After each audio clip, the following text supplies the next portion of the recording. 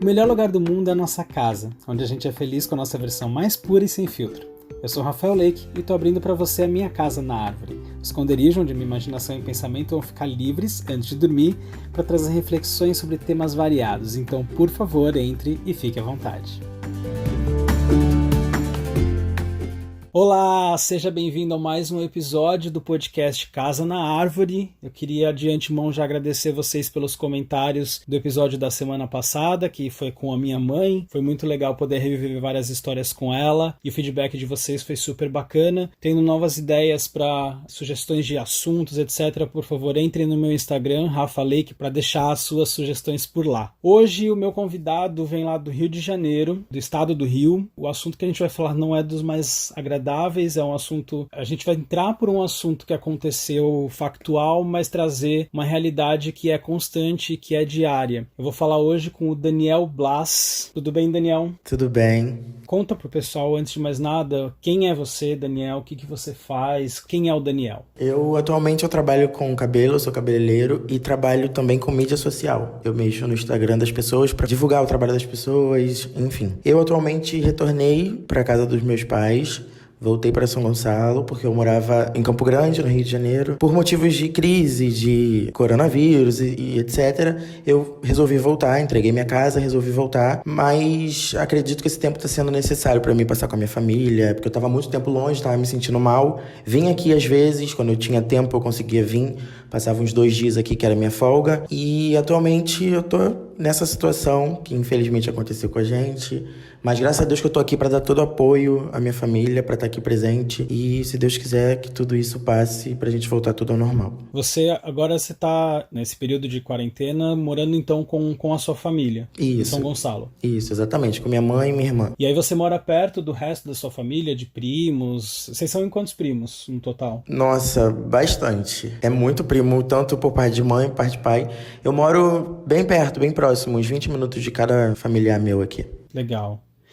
Só para quem não está entendendo o que está acontecendo, a gente vai falar hoje de um caso que aconteceu com o primo do Daniel, o João Pedro, na semana passada, não, foi nessa semana na verdade, na segunda-feira, não foi? Foi sim. Como é que eu soube dessa história? Antes de mais nada, eu entrei no Twitter e fui atingido por um Twitter do Daniel pedindo ajuda. Eu já vou ler esses tweets, mas o que aconteceu foi que o João Pedro ele foi morto dentro de casa durante uma ação da Polícia Federal no Rio de Janeiro, em São Gonçalo. O corpo dele foi levado pela polícia sem que a família soubesse exatamente para onde foi levado, e depois de muitas horas chegou a notícia de que ele tinha falecido, que ele tinha sido encontrado. Então eu vou ler aqui os tweets que o Daniel postou e depois vou colocar um áudio de um outro primo do Daniel que estava junto com o João no momento e relatou um pouco do que aconteceu. Então no dia 18, isso na segunda-feira, dia 18 de maio, o Daniel postou: gente, pelo amor de Deus, me ajudem. Esse é meu primo, João Pedro Matos Pinto. Ele tem 14 anos e estava hoje por volta das 16 horas em casa, na Praia da Luz, São Gonçalo, Rio de Janeiro. Em uma operação da polícia, os traficantes entraram na casa e os policiais saíram atirando e atingiu ele na barriga. Ninguém sabe onde os policiais levaram. Todos os hospitais do Rio, ninguém sabe. Quem puder ou souber de alguma coisa, alguma informação, por favor. Por favor, me ajudem. Segundo os primos que estavam com ele, a polícia pegou ele, colocou no helicóptero e não deixou ninguém ir. Até agora ninguém achou o corpo, nem notícias. Quem puder ajudar, liga para esse número. E depois o próximo tweet foi quando chegou a confirmação do que tinha acontecido. Foi no dia seguinte, no fim da manhã, o Daniel postou: agora não resta mais dúvidas. O que de fato aconteceu com João Pedro. Relatos do nosso primo, da mesma idade, que estava junto quando tudo aconteceu. Isso não vai ficar assim. Então eu vou colocar aqui para vocês o áudio que estava junto com esse tweet, que foi um áudio do primo do João. Vamos ouvir. Você tá jogando sinuca.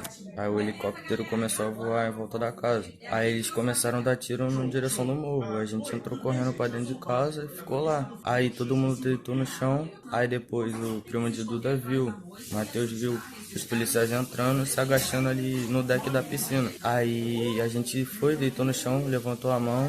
Matheus começou a gritar que só tinha criança. Aí eles tacaram 2 granadas assim na porta da sala, que quem tava mais perto da porta era eu e João. Aí ficou um zumbido, aí eles deram muito tiro nas janelas assim, a gente saiu correndo pro quarto. Nisso que a gente correu pro quarto, ficou João e Duda na copa, deitado. Aí os policiais entraram, mandaram a gente deitar no chão e todo mundo calar a boca.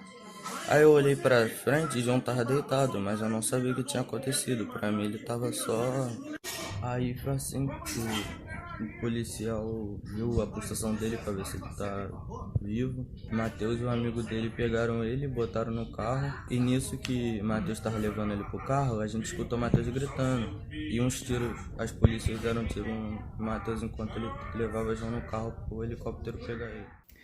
Então, Daniel, eu queria que você contasse a sua visão de tudo o que aconteceu, como você ficou sabendo, onde você estava, como é que foi isso? Então, eu tava nesse dia, no domingo, na verdade, no dia 17, eu tinha ido pra minha casa, porque eu teria que agitar as coisas da mudança. Então, eu fui pra lá pra dormir minha última noite lá, resolvendo tudo. Na segunda-feira, logo pela manhã, eu iria fazer minha mudança. Então, eu levei minhas coisas, eu combinei com um amigo meu, eu levei minhas coisas tudo pra casa dele, pra quando passasse a quarentena, eu resolvia o que eu vou fazer com essas coisas. E ele deixou e eu deixei tudo lá na casa dele.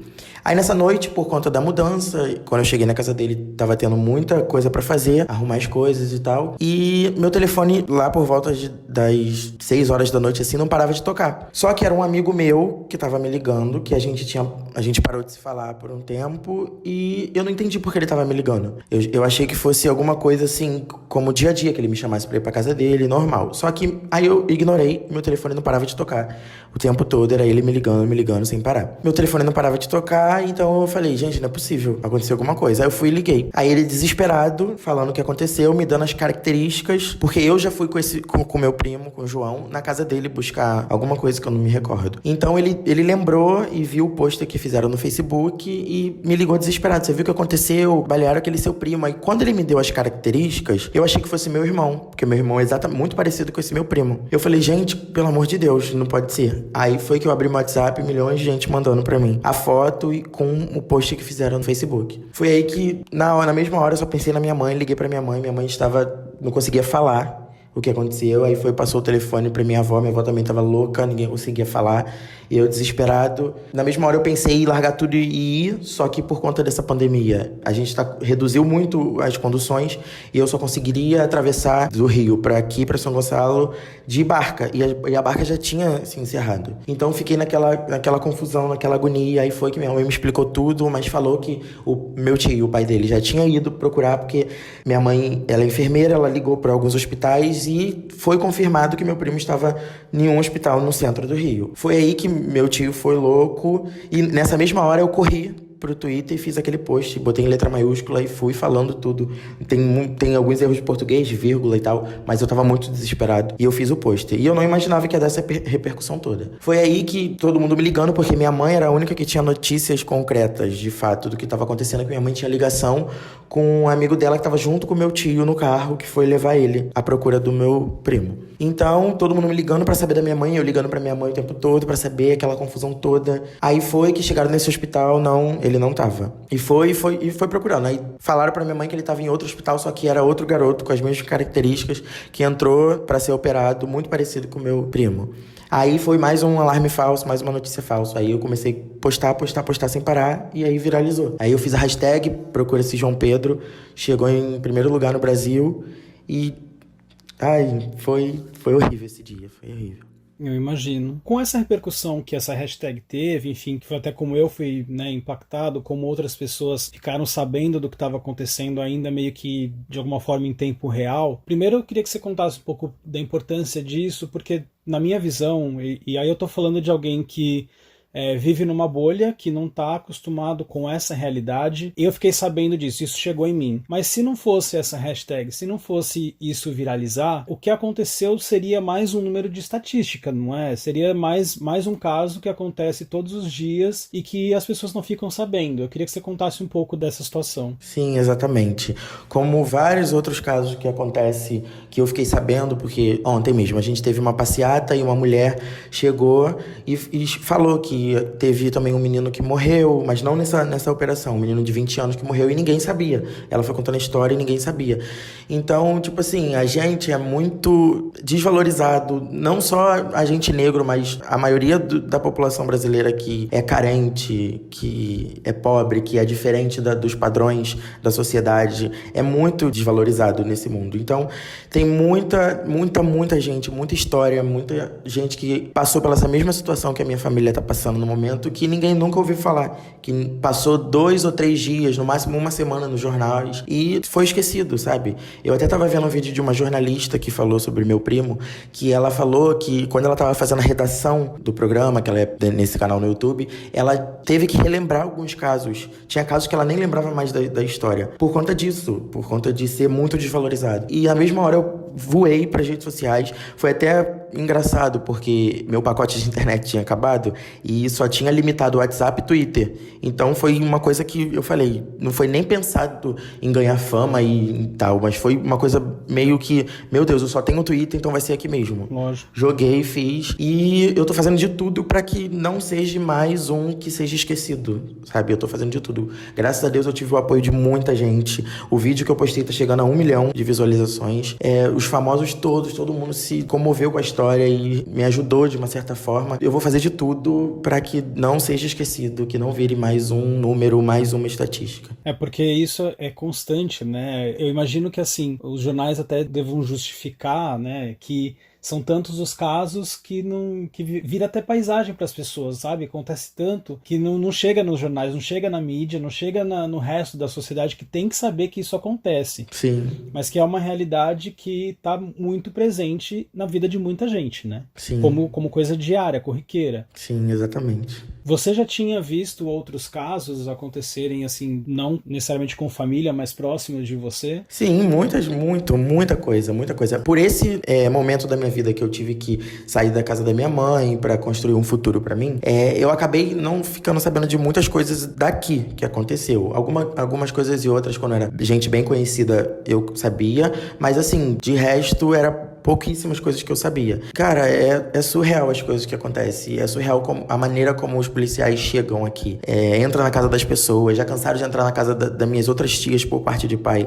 Já cansaram de entrar. Eu tenho uma tia minha que ela tem a casa dela. É uma casa bonita, uma casa direita. Só que o chão é aquele chão antigo. Alguns cômodos têm piso, mas na sala, e se eu não me engano, na cozinha, é como se fosse cimento, assim. E tem uma área, assim, um canto da sala que tá solto.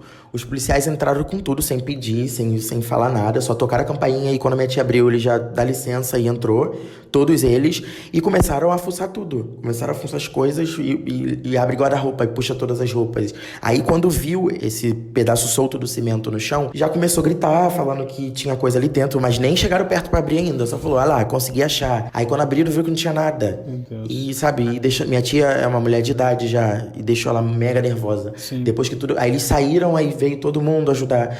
Então é uma realidade que poucas pessoas de verdade conhecem e é coisas que não chegam até a mídia, sabe? São coisas que só a gente que vive aqui, que presencia, que sabe as coisas que acontecem. É surreal. Qual que é a justificativa ou se tem, né, alguma justificativa que os policiais dão nessa hora de por que invadir, assim, a casa das pessoas? Eles não têm o que falar. Eles simplesmente entram, mas sem dizer por isso, quê. Foda-se. Isso, eles chegam falando que tem alguém suspeito aí dentro e vai entrando. No dia seguinte da morte do meu primo, que teve a operação, teve uma outra operação. Só que foi menos agressiva do que a do dia anterior. Só que eu fiquei sabendo aqui por vizinhos e amigos que eles fizeram uma varredura na casa de todo mundo. Num bairro próximo de lá da ilha de Itaoca, um bairro próximo, eles entraram na casa de um por um, assim, pegaram uma rua, vamos dar um exemplo, e foram desde o início da rua até o final, entrando na casa de todo mundo, fazendo aquela algazarra que eles fazem. E então é tipo assim, de deixar, cara, é surreal. As pessoas não acreditam, as pessoas acham que eles são um bom moço. Tipo, os policiais que eram pra ser nossos heróis, que nos proteger, eles fazem barbaridades.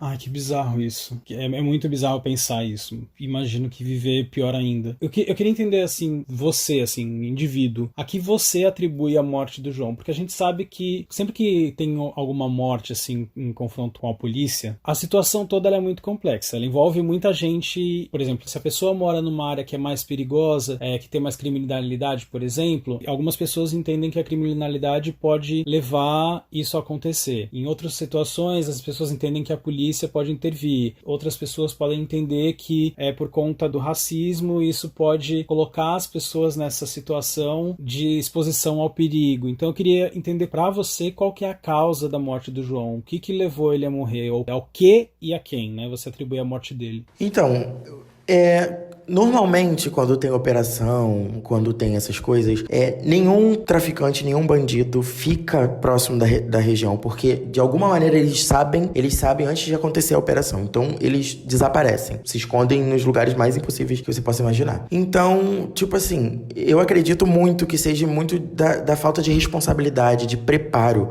Por mais que eles tenham muito preparo para se tornar policial, porque não é uma coisa fácil, chegou, fiz a prova, acabou, tem todo um preparo, tem toda uma estratégia. Não sei o que acontece, eles vão tanto com sangue nos olhos pra conseguir executar o trabalho deles, prender quem eles querem, pegar quem eles querem, que eles acabam esquecendo do resto da população. Ele acaba esquecendo que ali onde disseram pra eles que teriam o traficante tal que ele tá procurando, também existe milhões de pessoas em volta, também existe milhões de famílias em volta. Então não é dessa forma que se chega nos locais. Eu tava vendo uma entrevista de 2013, um policial de São Paulo deu uma entrevista falando que ele dá autoridade pro departamento dele lá de polícia, pra chegar não existe chegar da mesma forma que entra numa favela na Zona Sul. Não existe, porque o pessoal da Zona Sul não tá acostumado com essa agressividade. E isso eu achei um absurdo, porque não existe isso. Os policiais têm que ser capacitados e responsáveis pra entrar em qualquer situação, tratando as pessoas com educação, tratando as pessoas como seres humanos. Por mais que eles possam estar desconfiando de milhões de coisas, mas eles têm que ter a educação, que é o princípio de tudo. O respeito com as pessoas. É isso que eu queria entender de você, porque assim, são 2 pesos, 2 medidas, né? Em outros locais, a polícia não entra dessa maneira na casa das pessoas, são reações diferentes para situações parecidas, né? Só que eles esquecem que a maioria das pessoas que coordenam os tráficos de droga não vêm das comunidades, não estão nas comunidades, estão na Zona Sul, estão nos melhores apartamentos, estão nos melhores lugares da Zona Sul. Então, não sei o que acontece, que eles não têm um pingo de responsabilidade de chegar. Um exemplo, uma vez eu tava eu e um amigo meu em Copacabana, no calçadão. Meu amigo é negro, bem retinto, e a gente tava passeando. Todo mundo passando, um guarda civil, assim, não sei se era civil, não lembro, uma viatura com 2 guardas, assim, a gente passou próximo, eles começaram a falar, começaram a mexer, zoando mesmo, na verdade. Meu amigo tava do meu lado e eles começaram a zoar. Ah lá o preto, que não sei o que, ah lá, marginal. Ó, a gente vai te pegar, hein? Então, é surreal.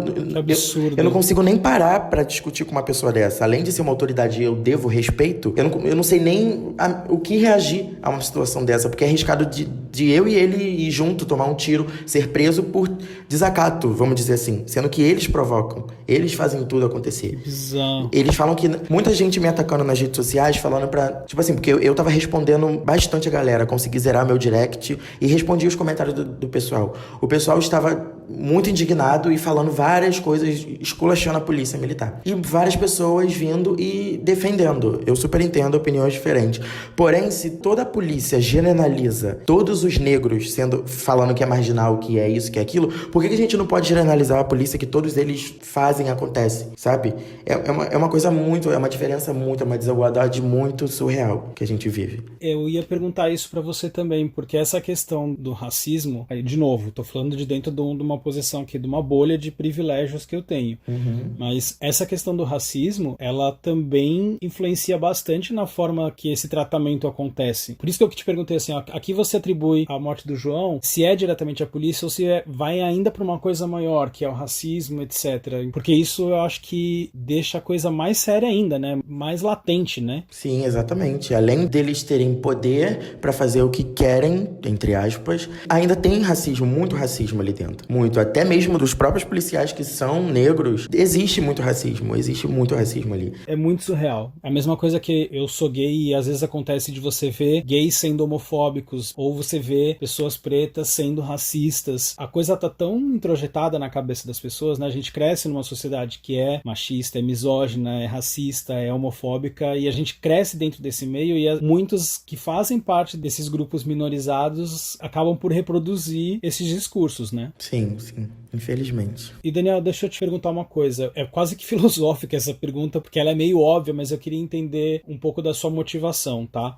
Na sexta, agora dia 22, vocês fizeram uma passeata em homenagem ao João. Eu queria que você contasse um pouquinho dessa passeata rapidinho. Eu sei que vocês fizeram também respeitando todas as orientações aí de saúde também para fazer de uma forma segura, mas por mais que seja óbvio para mim, eu queria te perguntar para entender a sua visão. Qual que é a justiça que vocês buscam nesse momento? Que todos aqueles envolvidos na morte do João Pedro paguem de certa forma. Por mais que a gente nada vai fazer trazer ele de volta, mas pelo menos para confortar, trazer um pouco mais de sossego para os nossos corações, a gente precisa muito que alguma coisa aconteça. Eu creio que Jesus levou ele para mudar muitas coisas, tanto na gente, na família, tanto no mundo. O motivo da nossa passeata, o motivo da gente gritar tanto por justiça é isso, que todos os responsáveis pelo crime pagam, de qualquer forma que for, que paguem. Que se não for aqui no mundo, que Jesus faça algo com que eles paguem. Porque não existe chegar da maneira que eles chegaram e fazer o que eles fizeram, sabe? Tirar a vida de uma pessoa que estava respeitando tudo dentro de casa, com os primos, da maneira que foi. Não existe isso. Foi surreal. Eu até agora não consigo acreditar.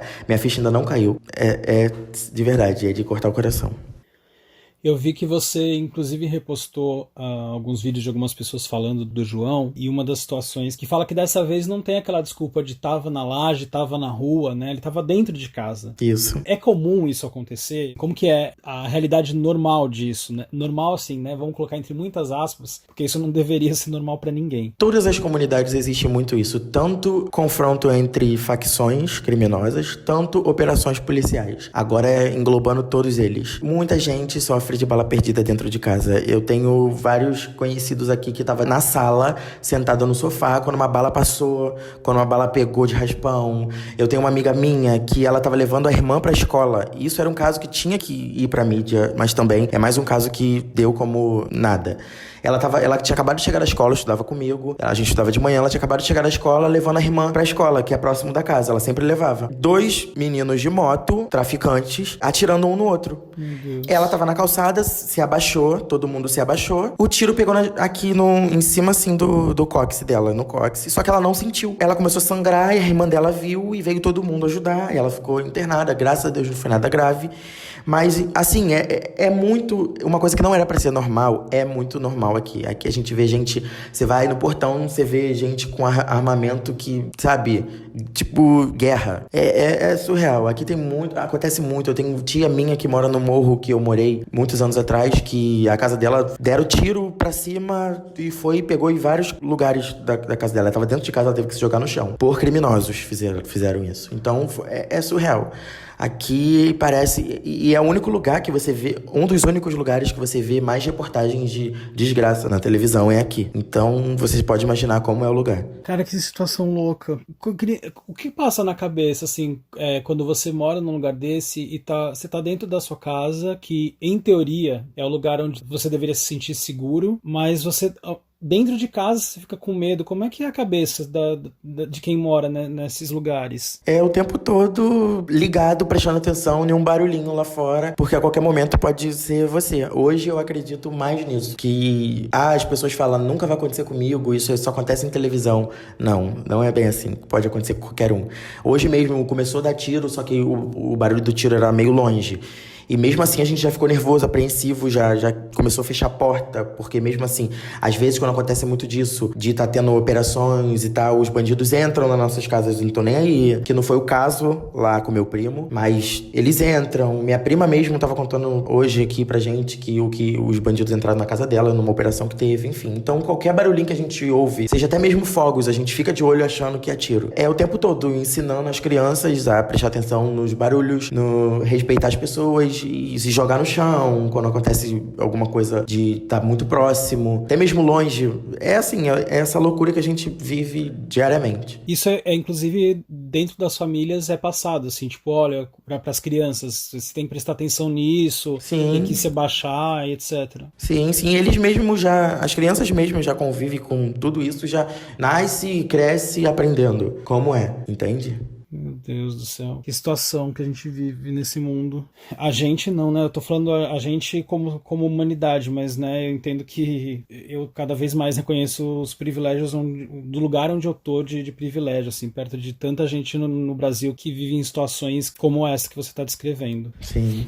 E além dessa questão da criminalidade, da violência, que tem que se ter esse alerta o tempo todo, tem uma questão que fora da comunidade, eu imagino, você principalmente sofre bastante, que é a questão do racismo. Eu tenho vários amigos que são pretos e que, né, a gente conversa bastante sobre isso. Eles, como pessoas pretas, têm tentado sempre fazer a diferença para mostrar cada vez mais para as pessoas que o racismo existe, ele é estrutural, ele é velado e muitas vezes ele é direto, e o quanto que ele impacta na vida das pessoas. Mas eu queria que você falasse um pouquinho também se ele existe mesmo dentro das comunidades. Eu não sei como as pessoas... É porque é minha cabeça, na verdade. Cada um pensa de uma forma, mas eu não consigo entender como as pessoas não suportam a cor negra, a cor preta. Eu sou tão fascinado pela cor que meu sonho era ser mais retinto, sabe? Bem negro, bem preto. Eu acho a cor mais linda do mundo. Meus amigos até brincam comigo que, tipo, eu não posso ver uma pessoa preta na rua que eu fico louco. Não importa o que ela seja, o que elas...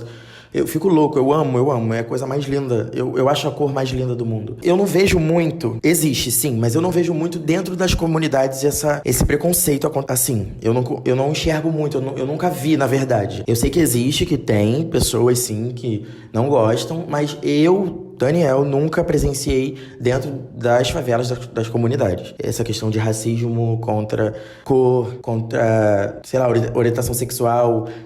Orientação sexual até tem mais nas comunidades, mas em questão de cor, eu não vejo muito, entendeu? Porque provavelmente a maior parte das pessoas que são colocadas nessa situação para viver em comunidades são negros por conta do racismo, justamente, né? A minoria...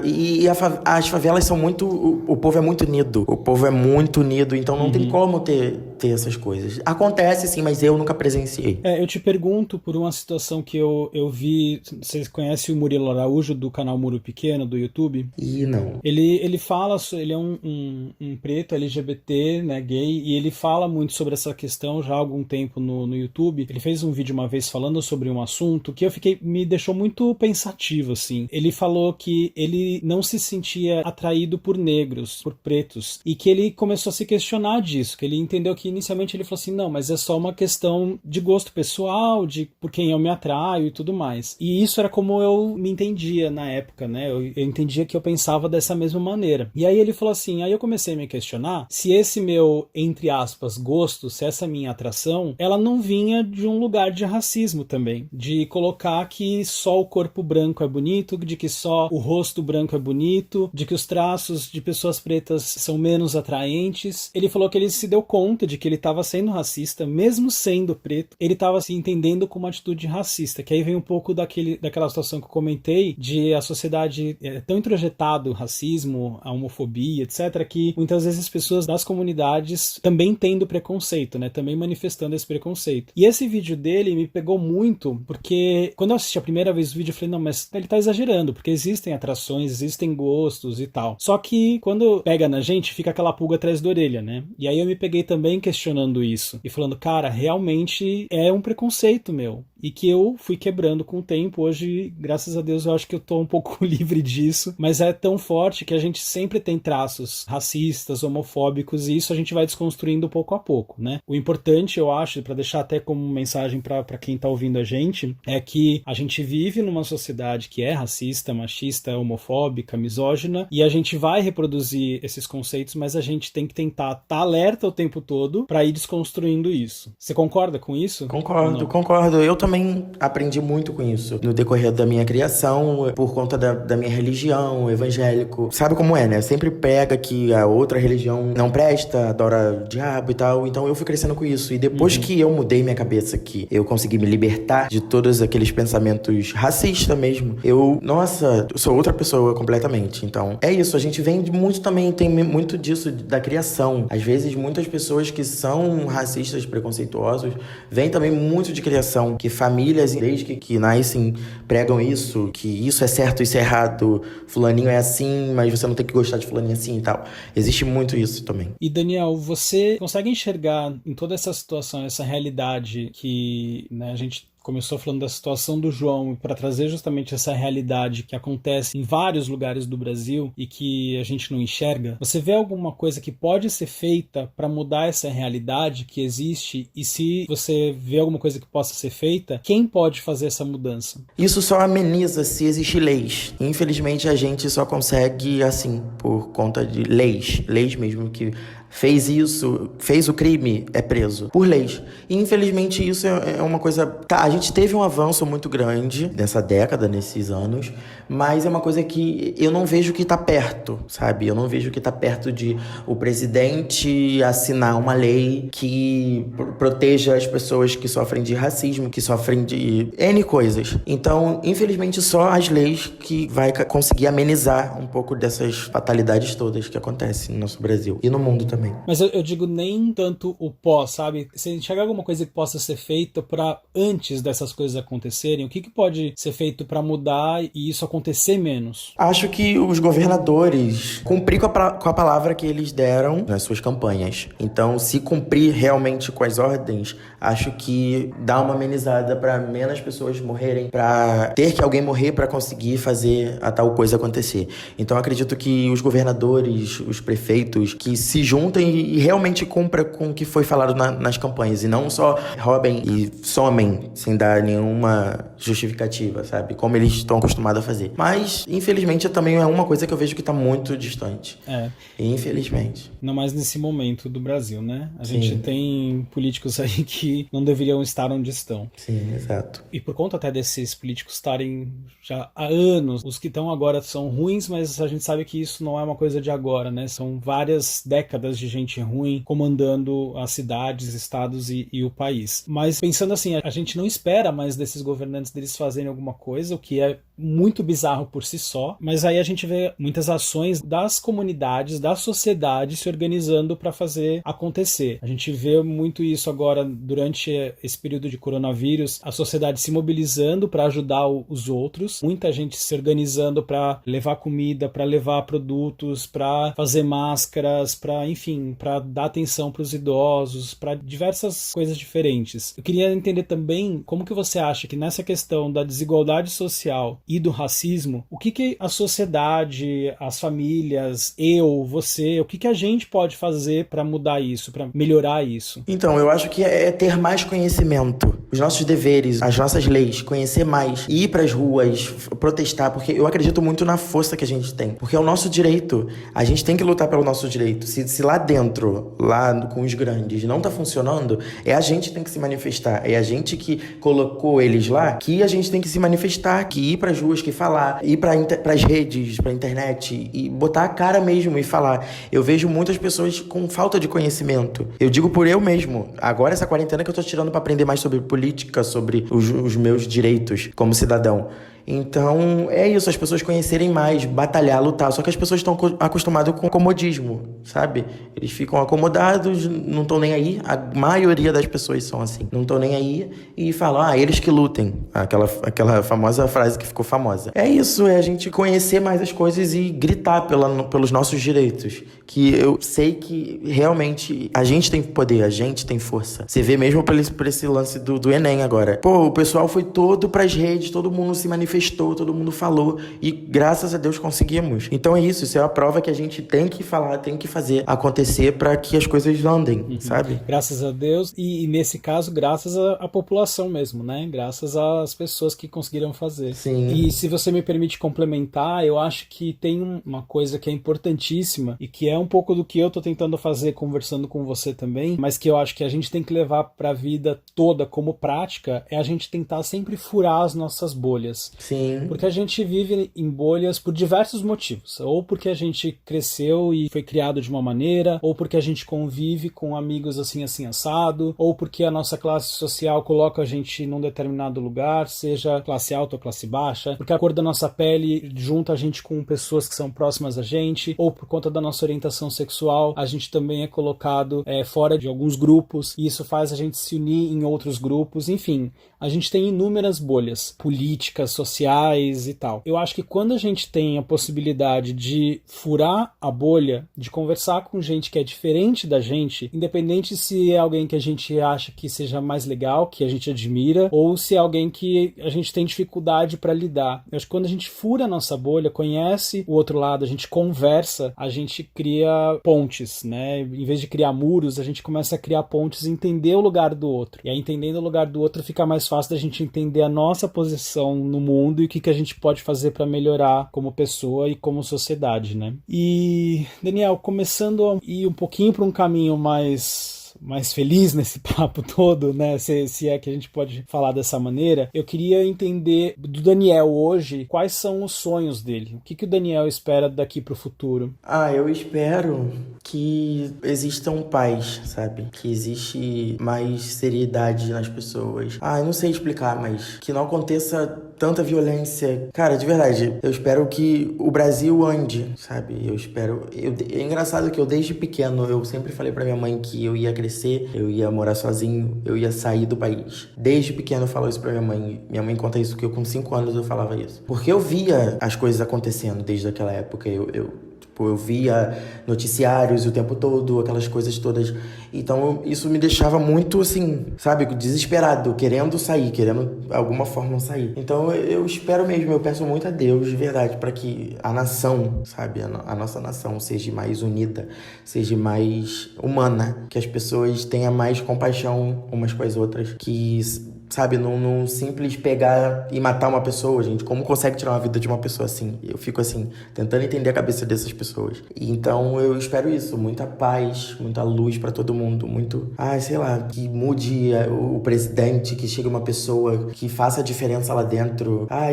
Sei lá, é assim que eu espero. Seja mais humano, né? Humano. Mas e você, assim, você ainda quer sair do país? Você quer continuar trabalhando nessa área que você está hoje?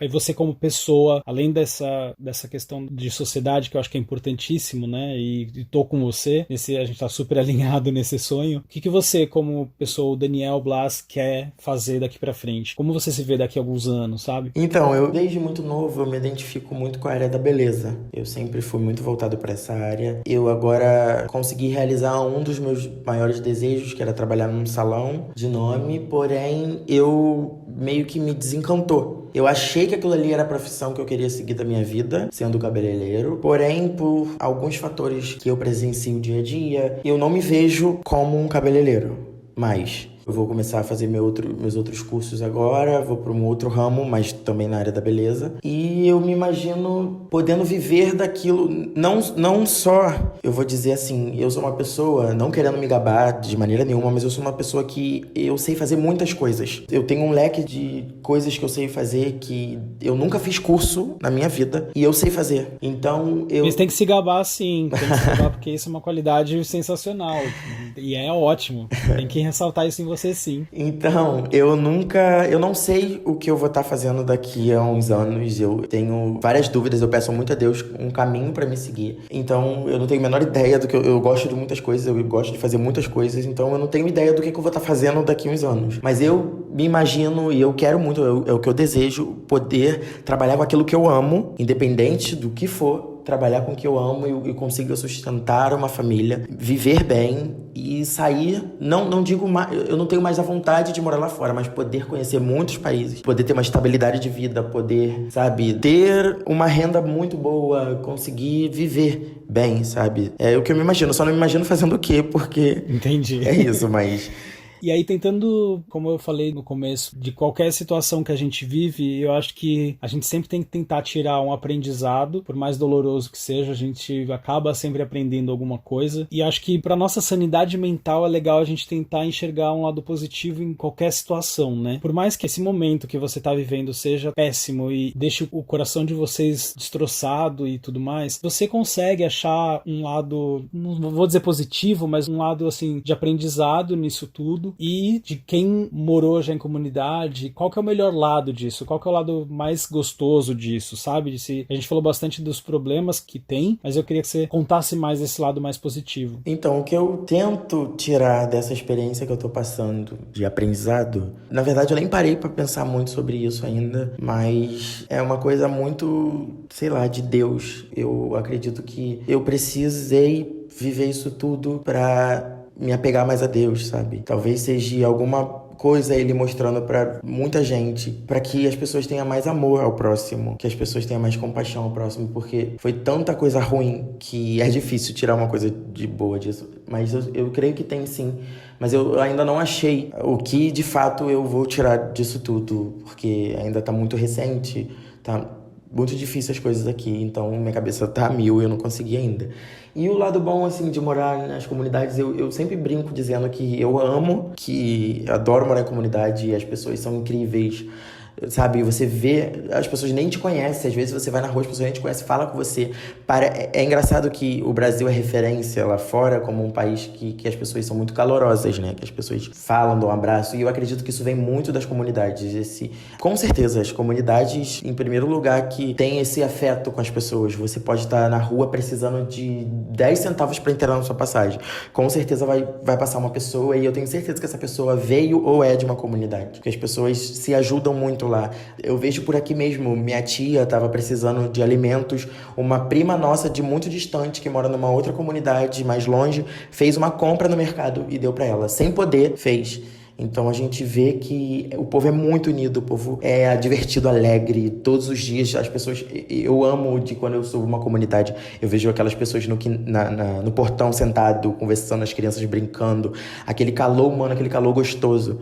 Então é encantador, é de verdade. O lado bom das comunidades, as pessoas se ajudam muito, as pessoas praticamente cuidam um do outro, né? Sim, cuida, as pessoas consideram os vizinhos como pessoas da família. É assim, é muito...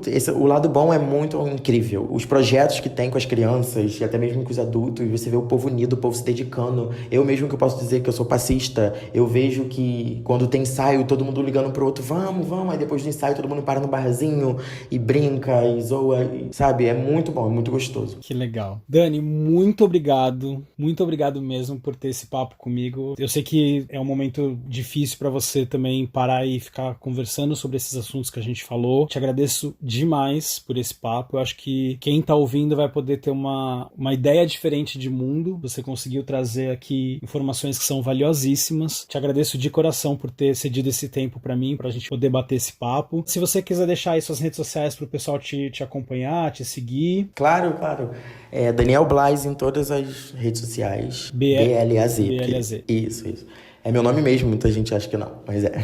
Eu que agradeço a você mesmo, de coração, por estar dando voz a mim e a minha família, para que esse caso não seja esquecido, para que se repercute mais e mais. E agradeço a todos vocês por ter me ajudado muito nas redes sociais, de ter compartilhado, de ter marcado o pessoal para ver, de ter visualizado as coisas. E me ajudou muito, porque foi uma pessoa que me seguiu, que conseguiu, eu fui a primeira pessoa a saber que eu ia encontrar, que ele tava no ML, por esse post, a pessoa se passou por parente, ligou pra lá e conseguiu a informação e me deu. Então, eu agradeço muito, muito de verdade a todos vocês, e que a justiça seja feita e que tudo fique bem. E é isso, João Pedro presente pra sempre nos nossos corações. João Pedro presente. Muito obrigado, Dani. E vocês que estão ouvindo, acompanhem aí o Daniel nas redes sociais, ele vai também falando dos desdobramentos cientes dessa história, acompanhem as notícias, façam o João Pedro não ter passado em vão pelo que ele passou. Continuem trabalhando isso na vida de cada um de vocês, fazendo a diferença na vida de cada um. Tentem no seu dia a dia fazer as mudanças que são necessárias para a gente ter uma sociedade mais justa. Se vocês tiverem qualquer sugestão ou comentário, entre lá no meu Instagram, Rafa Lake, para eu poder saber o que vocês acharam, e sejam sempre bem-vindos à nossa Casa na Árvore. Beijo.